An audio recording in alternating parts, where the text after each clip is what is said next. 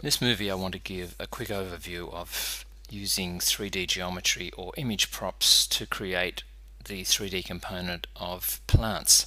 Now if you don't work in 3D then there's no need to watch this video, but if you do want a representation of your plants in 3D then this will get you started with it. Essentially there are two kinds of way that you can represent a tree in 3D. One is to use what's known as an image prop, which is like a photograph of a tree superimposed onto a large panel or billboard in 3D, and this is an example of that, and this is another example of that. And then you can also use 3D geometry, and this is an example of that. And let me spin these around in 3D and you'll see the differences between them. You can see that they're all casting shadows, but essentially these ones here, the image props, just stay facing you. They don't actually have a 3D component, and if you could get round the side of them, or when you go to a top view, you realize that they're just a flat representation of the tree. Whereas this one here, which by the way came from Google Warehouse, has each leaf and it has a trunk. It's still a fairly schematic tree, and because of that it will render fairly quickly. The problem with trying to represent a tree like this with geometry like this is that all of those tiny little leaves and branches and twigs and trunks and things would take a long time to render.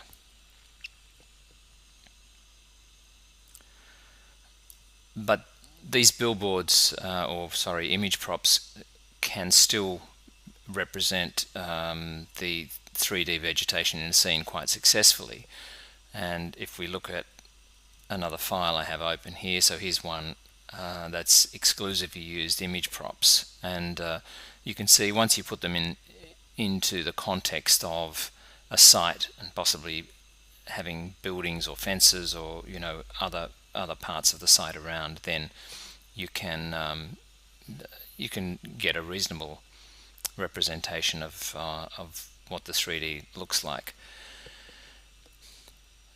Now there are thousands and thousands of different species of plants obviously out there in the wild, and it's not possible to get an image prop of all of them.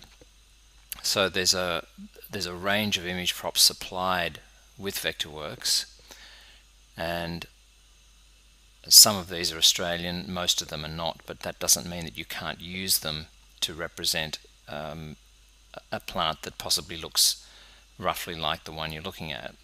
And for example, in this scene here, these plants in the foreground here are just generic plants, as are these ones here. Well, when I say generic, they're some kind of European species, but I've just used them to represent a shrub, a medium-sized shrub. These eucalyptus trees in the background are in fact from the Australian section. So when you mix them together you get quite a good effect. So let's take a look now at where you can find these libraries within Vectorworks and then how you add them to a plant. I'll switch back to the other file to do this and go to the resource browser, and we have talked about adding favorite files to the resource browser in another movie, so I suggest you watch that because I'm not going to go into it in too much detail here, except that we are going to add these files. So we'll go add new favorite files, and we'll just navigate out to our Vectorworks 2013 folder, and this would be in program files on a PC or in the applications folder on a Mac. And then we look into libraries. I'll open that, and then we want objects, landscape and site, and you can see there's a folder here called plant images, and in here is another called Xfrog photorealistic. Now the image props are actually in a few different formats, for example in a black and white silhouette format and a grayscale format, so you can use those as well, but for this movie I'll just use these ones here. Now you'll see that, I'll put these in alphabetical order, you'll see that these are either Photo 2D or Photo IP. IP stands for image prop, and that means that it's a 3D image prop. The 2D ones are for use in 2D elevations. The 2D ones don't require that you have Renderworks. The image props do require that you have Renderworks. So let's go ahead and add some of these libraries here. We'll add that one, and we'll do the palms and maybe the cactuses. So we'll add those three libraries here, click open, and those three will now be available here in our favorites list. So if we look at the Photo IP image prop Australia and Oceania, and don't look at the render textures so much, look at the symbols plugin objects, and here you'll see the image props. Generally they are in two different sizes, so you'll see the same name. So this Angophora is there in a 6 meter high size and a 20 meter high size, and so on for the other ones. And then let's take a look at the palms. So again, there are some palms here, and then the cactuses, and there's a few cactuses there. Most of these are probably not native to Australia. So in order to use one of these in a plant, this is what you do. Let's switch back to a more realistic one, say this one here, and let's say that you wanted to use this 6 meter Angophora in this plant here, or in a plant that you had created. I'll switch to a top plan view, and let's say it's this plant here that you want to use that image prop in. You begin by just dragging an instance of this image prop into the drawing, and it's going to appear in the drawing with a cross as a cross, and that's how the image props appear. You'll see if I switch this to a top view that these will also appear as crosses as well. So back to a top plan view. So I want to put this into this plant. So what I need to do is to put this on the clipboard. So I choose copy or cut,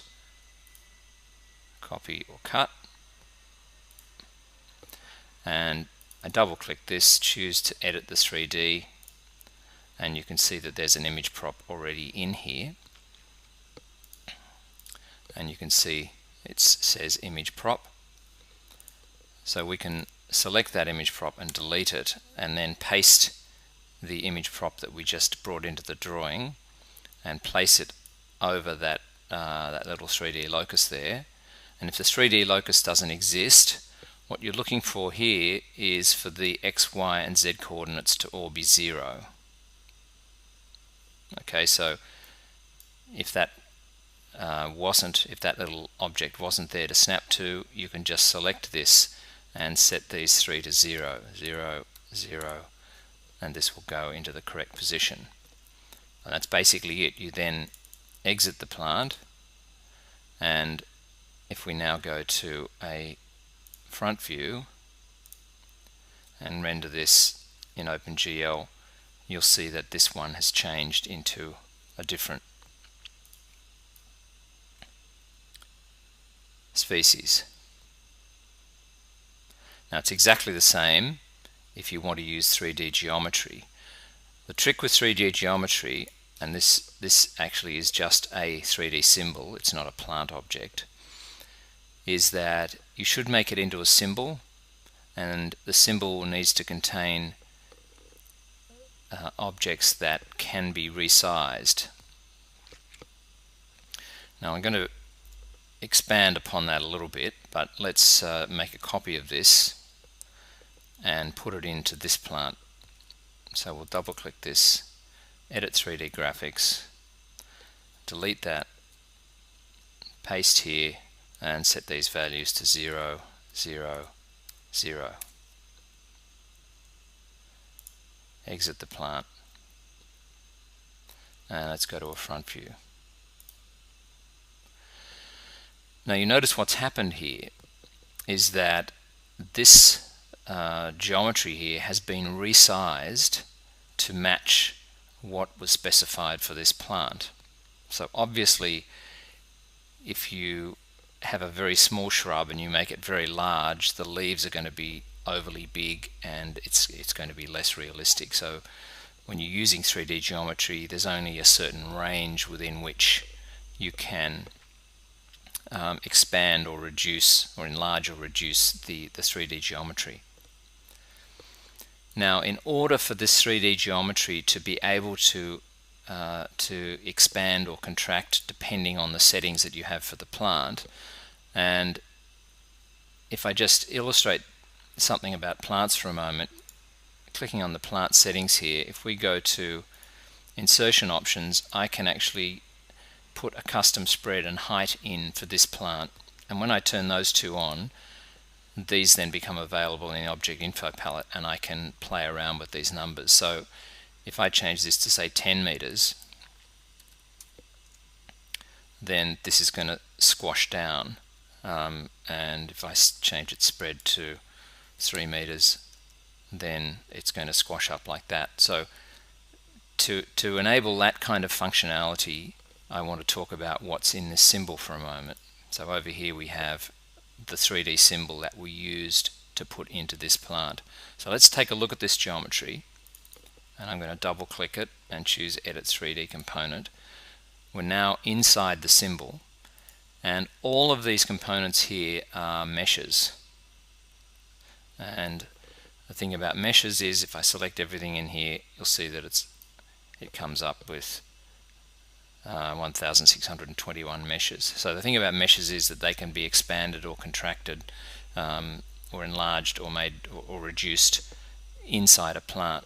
If you use other geometry like 3D polygons or an extrude or something like that, then it won't change in size as you change the height and spread of the plant. Now, if you do have 3D geometry in a plant and it's not a mesh, well, it's not too bad, because there is a convert to mesh command up here. So if you have any other kind of geometry, then you can select it and convert it to a mesh. Bear in mind that you'd want the leaves to be separately converted from the trunk so that you can give them different colors and so on.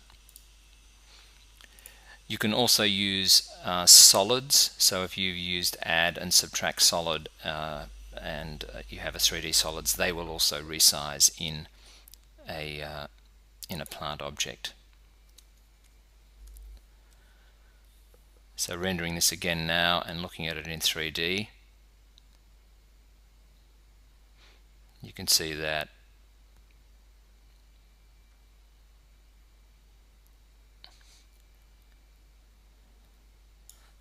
this is now a 3D object with much smaller leaves because it's been scaled. This is still the image prop, and this is the original symbol that we used. Now remember that you can get these kinds of this kind of geometry from Google Warehouse. There are quite a large variety of plants there, and once you get a file from Google, you want to get Google 7 version 7 or earlier. You can import those into a Vectorworks file using the import SketchUp command, and always do that into a blank document and do any cleaning up, converting to meshes, converting it into a symbol or whatever in that document before you then start using it in your own documents.